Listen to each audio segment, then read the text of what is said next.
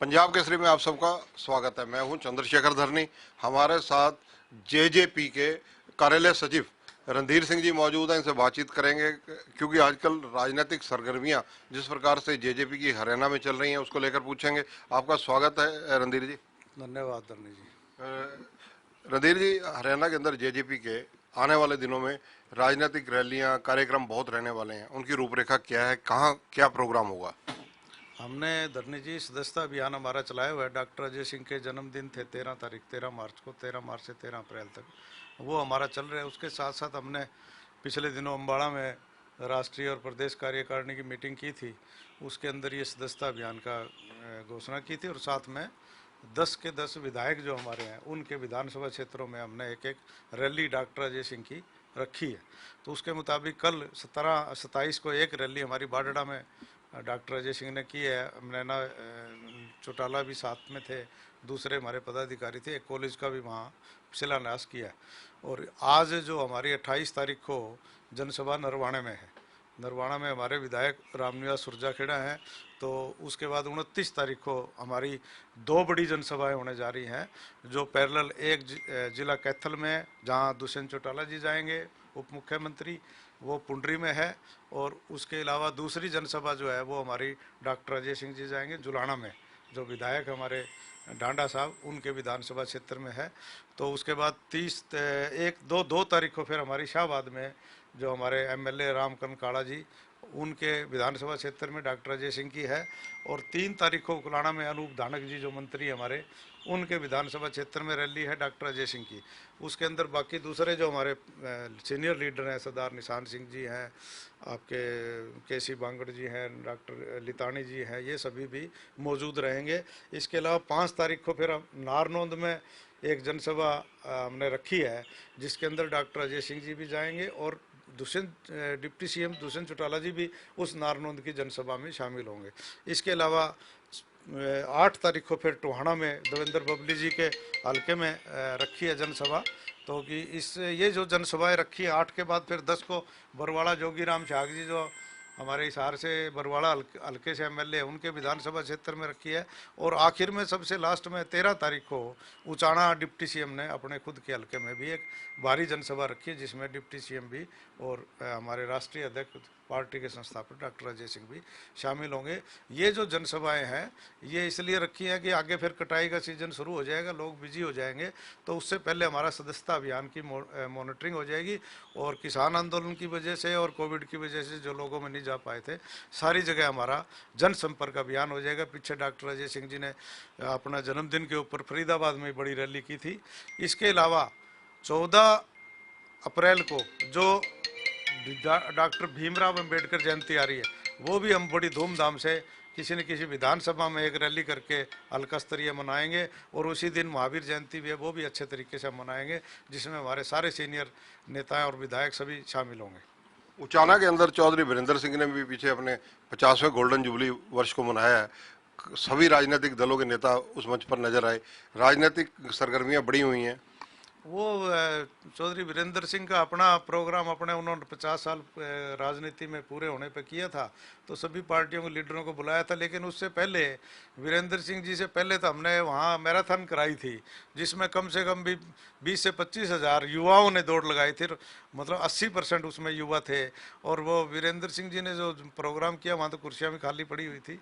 तो वो अपना उनका एक अपना राजनीतिक सिस्टम है, वो अपना उस हिसाब से कर रहे हैं। जेजेपी की ये राजनीतिक रैलियां सरगर्मियां जो बढ़ी हैं, आम आदमी पार्टी जो पंजाब में सत्ता में आई है 92 सीट लेगी, उसको देखते हुए कहीं हरियाणा में कोई आशंका खतरे की ना हो, इसलिए भविष्य में अपनी रणनीति के तहत मजबूत किया जा रहा है। धरनी जी ऐसे है अभी तो ये इनको रिजल्ट क्या देते हैं ये इनको पता लगेगा। पंजाब में तो डेप्ट है इतना, 1 लाख रुपए पीछे मान साहब मांग के आए प्राइम मिनिस्टर से कि हमारे पास पैसे नहीं है।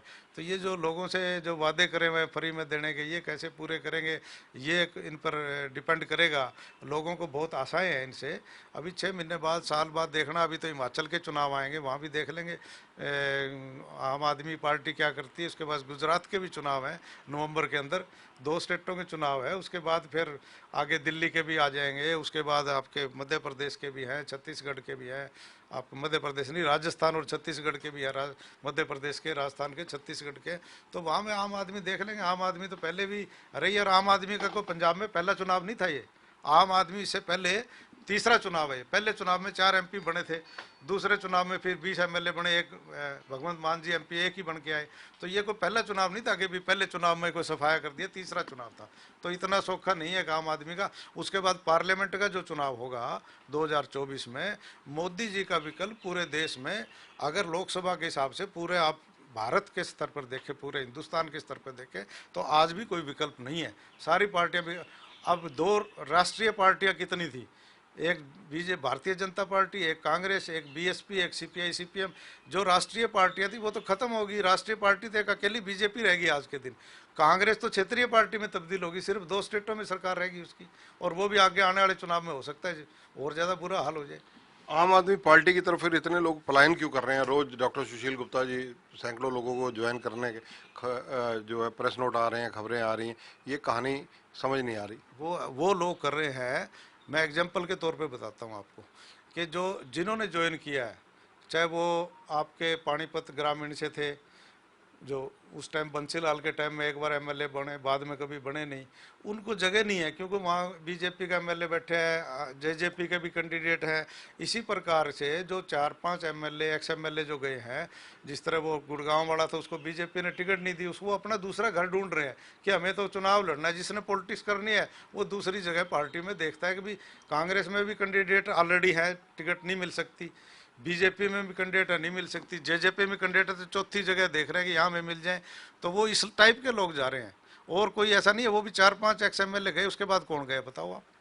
JJP की और मूवमेंट क्या रहने वाली आने वाले दिनों में? अभी हम पब्लिक के बीच में रहेंगे। हमारी पार्टी तो हमेशा फील्ड में रहने वाली पार्टी है, और दुष्यंत जी दिन रात लगे हुए हैं लोगों से। कभी भी ऐसा दिन नहीं होता जिस दिन 100-150 आदमियों से पर्सनली ना मिलते हैं और उनके काम ना करते हो। तो इसलिए JJP एक क्षेत्रीय पार्टी के साथ साथ ग्राउंड लेवल पे काम करने वाली पार्टी है। तो इसलिए हम सारे फील्ड में रहते हैं। हमारे सारे नेता आज के दिन फील्ड में, चाहे कोई भी दे लो आप, नैना जी हैं, चाहे दिग्विजय है, चाहे दुष्यंत जी हैं, चाहे अजय सिंह जी हैं, चाहे निशान सिंह जी हैं, चाहे बांगड़ साहब हैं, सारे के सारे सदस्य हम हल्के वाइज मीटिंगें ले रहे हैं ताकि सदस्यता अभियान पे पहले जोर है सबसे ज़्यादा, और इसको हम 13 अप्रैल तक पूरा करना चाहते हैं। डॉक्टर अजय सिंह जी के जेल से रिहाई के बाद JJP को काफ़ी मजबूती मिलती नजर आ रही है। बिल्कुल मजबूती मिली। जब भी देखो आप, अब दिल्ली जनसभाएं हो रही हैं, मैंने आपको बताई तो है, 14 तारीख तक के जितने प्रोग्राम हैं, लगातार जनसभाएं हैं, इतनी जबर जनसभाएं कंटिन्यूस कर रहे हैं। नारनौंद में भी आपने जनसभा का जिक्र किया, वहाँ पर रामकुमार गौतम जी तो खफा नजर आते हैं। कोई बात नहीं, हमने तो पब्लिक की सेवा करनी है। JJP के नाम से रामकुमार गौतम जी जीते थे, उनको वोट तो JJP के नाम से मिले हुए हैं, रामकुमार गौतम के नाम से वोट नहीं मिले हुआ।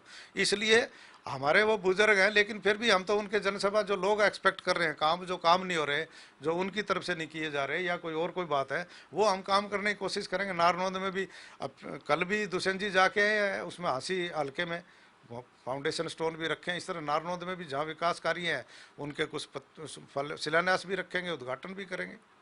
देखिए, आम आदमी पार्टी जो है भले ही पंजाब में जीत गई हो, लेकिन तीसरी बार जीती है, ये रणधीर सिंह जी का कहना है। और दूसरी बात ये कह रहे हैं कि जो रामकुमार गौतम के एरिए में नारनौंद के मुद्दे में इन्होंने बताया कि भले ही वो इस जगह विधायक हों, लेकिन वो जीते JJP के नाम पर हैं, JJP के नाम पर उनको वोट मिली है, और JJP का ये लक्ष्य है कि वहाँ के लोगों के ज़्यादा से ज़्यादा काम करवाए जाएं।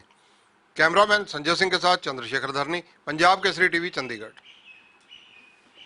हमसे जुड़े रहने के लिए हमारे YouTube चैनल को सब्सक्राइब करें और नई वीडियो की नोटिफिकेशन के लिए बेल आइकॉन को दबाएं।